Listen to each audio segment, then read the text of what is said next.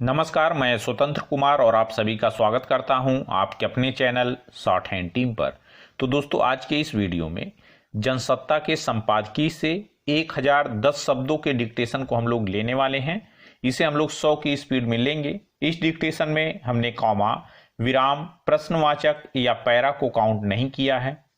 अगर आपको इस डिक्टेशन के पीडीएफ की ज़रूरत है या इसमें आए हुए महत्वपूर्ण शब्दों के आउटलाइंस को जानना चाहते हैं तो आप हमारे टेलीग्राम ग्रुप को जरूर ज्वाइन कर लें। ग्रुप का लिंक इसी वीडियो के ठीक नीचे डिस्क्रिप्शन बॉक्स में आपको मिल जाएगा। तो 100 की स्पीड में आपका डिक्टेशन स्टार्ट होगा 5 सेकंड के बाद। तब तक के लिए आप रेडी रहें।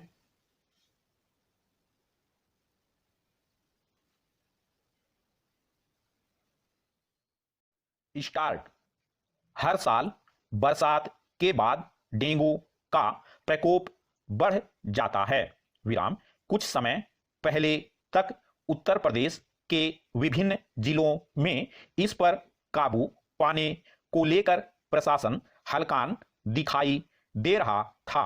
विराम। पूरी स्वास्थ्य व्यवस्था के सामने चुनौती खड़ी हो गई थी। विराम। उस दौरान सैकड़ों बच्चों की मौत हो गई। विराम। अब दिल्ली में डेंगू के मामले बढ़ रहे हैं। विराम। इससे एक व्यक्ति की मौत हो गई। विराम। आंकड़ों से पता चलता है कि पिछले 3 सालों में इस बार सर्वाधिक मामले आए हैं। विराम। इस बार डेंगू के लक्षण कुछ जटिल भी देखे गए हैं। विराम। उत्तर प्रदेश में इसी वजह से डेंगू के मरीजों के इलाज में चिकित्सकों को परेशानियां आई। विराम। दिल्ली में डेंगू के बढ़ते मामले इसलिए भी चिंताजनक हैं कि सरकार लगातार इसे लेकर लोगों को जागरूक बनाने का प्रयास करती रहती है। विराम। घरों में सफाई रखने, साफ पानी जमा न होने देने को लेकर हिदायत देती रहती है। विराम। इसके विज्ञापन लगातार चलते रहते हैं। विराम। इस अभियान का असर भी पिछले 2 सालों में देखा गया, मगर इस साल फिर से मामले बढ़ते पाए जा रहे हैं, तो इसका अर्थ है कि लोग अब फिर लापरवाही बरतने लगे हैं। विराम। पैरा। यह हकीकत सबको पता है कि डेंगू का मच्छर साफ पानी में पलता है और दिन में ही काटता है। विराम। इसके काटने पर पैदा परेशानियों के लक्षण भी सबको पता हैं। विराम। फिर भी अगर लोग सतर्कता नहीं बरत रहे, तो यह खतरे की वजह बन सकता है। विराम। 2018 से पहले के कुछ सालों के तथ्य छिपे नहीं हैं जब दिल्ली के अस्पतालों में डेंगू मरीजों की भीड़ भरी रहती थी। विराम। कई लोग मारे गए थे। विराम। इसके लिए स्वास्थ्य विभाग ने अस्पतालों को हर वक्त तैनात रहने का आदेश दिया था। विराम। मगर शायद लोग उन स्थितियों को भूल गए हैं। विराम। दिल्ली में देश के दूसरे शहरों की अपेक्षा अच्छी स्वास्थ्य सुविधाएं मानी जाती हैं, यहां विशेषज्ञ चिकित्सकों की भी कमी नहीं। विराम। फिर भी अगर यहां डेंगू के किसी मरीज को नहीं बचाया जा पाता, तो यह चिंता की बात है। विराम। हालांकि सरकारें इस तथ्य से अनजान नहीं हैं कि कोई भी विषाणु जब नए सिरे से पांव पसारता है, तो नए रूप में प्रकट होता है, पहले से अधिक ताकत के साथ आता है। विराम। इसी तरह मच्छरों से फैलने वाली बीमारियां भी इसीलिए हर बार कुछ जटिल रूप ले लेती हैं, क्योंकि वे बदलते वातावरण के अनुसार खुद को ढाल चुके होते हैं, प्रचलित दवाएं उन पर कम असरकारी साबित होती हैं। विराम पैरा। हालांकि डेंगू फैलने के पीछे आम लोगों की लापरवाही बड़ा कारण है, मगर इस आधार पर दिल्ली सरकार और नगर निगम अपनी जवाबदेही से पल्ला नहीं झाड़ सकते। विराम घर घर जांच अभियान क्यों तेजी नहीं पकड़ पा रहा? प्रश्नवाचक। जगह जगह बरसात का पानी जमा देखा जाता है, कूड़ा करकट समय पर नहीं उठाया जा पाता। विराम पार्कों और खेल के मैदानों की उचित साफ सफाई नहीं हो पाती, जिसके चलते मच्छरों के पनपने का मौका मिलता है। विराम दिल्ली सरकार मच्छर मार दवाओं के छिड़काव के मामले में क्यों शिथिल दिखती है? प्रश्नवाचक। जब कोई भी समस्या बढ़ जाती है, तभी सरकारों की नींद क्यों खुलती है?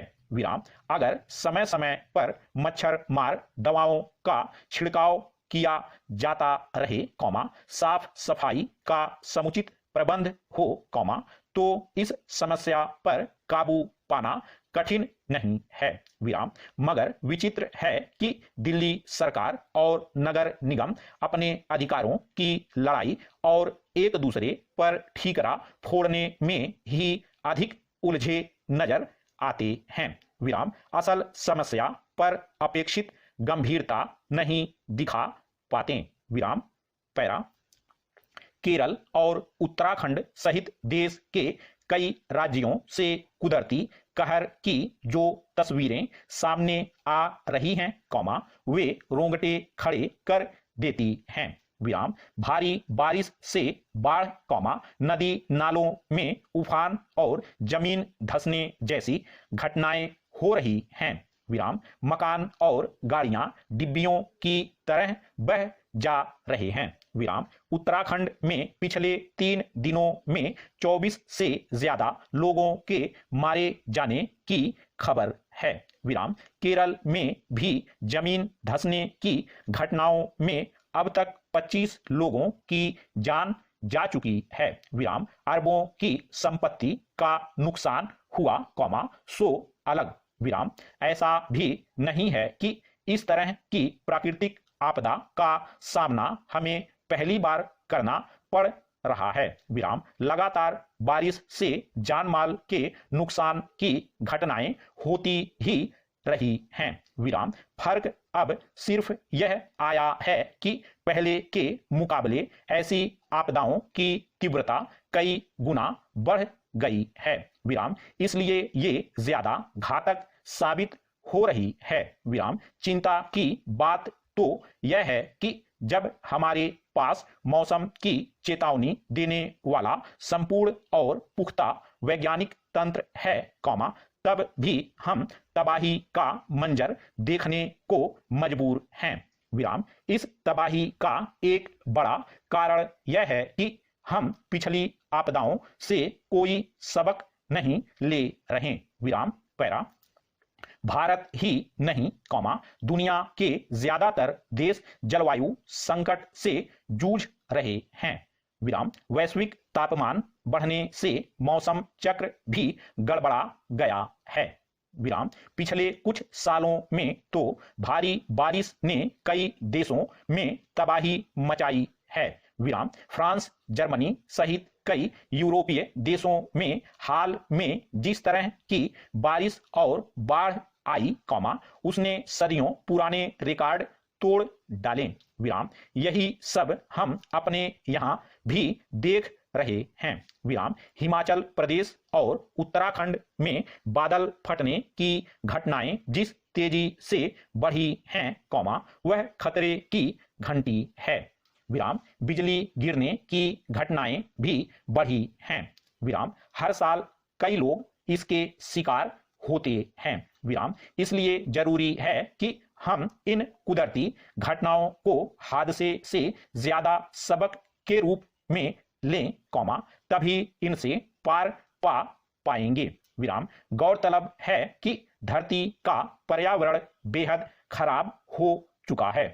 विराम धरती को बचाने के लिए पर्यावरण विज्ञानी चेतावनियां जारी कर रहे हैं। विराम वनों के घटते क्षेत्रफल से लेकर समुद्रों के पिघलने की दर सबको डरा रही है। विराम ऐसे में बड़ा सवाल यही है कि हम प्राकृतिक आपदाओं से निजात कैसे पाएं। प्रश्नवाचक पैरा यह सही है कि प्राकृतिक आपदाओं की रफ्तार और तीव्रता बढ़ी है। विराम लेकिन इससे भी ज्यादा गंभीर संकट यह खड़ा हो गया है कि मानव जनित समस्याएं इन्हें और उग्र बना दे रही हैं। विराम उत्तराखंड और हिमाचल प्रदेश जैसे पहाड़ी राज्यों में जिस तरह से निर्माण गतिविधियां बढ़ी हैं, उससे भी संकट बढ़ा है। विराम पहाड़ों में खनन और कटाई से लेकर दूसरी मशीनी गतिविधियां घातक ही साबित हुई हैं। विराम स्टॉप।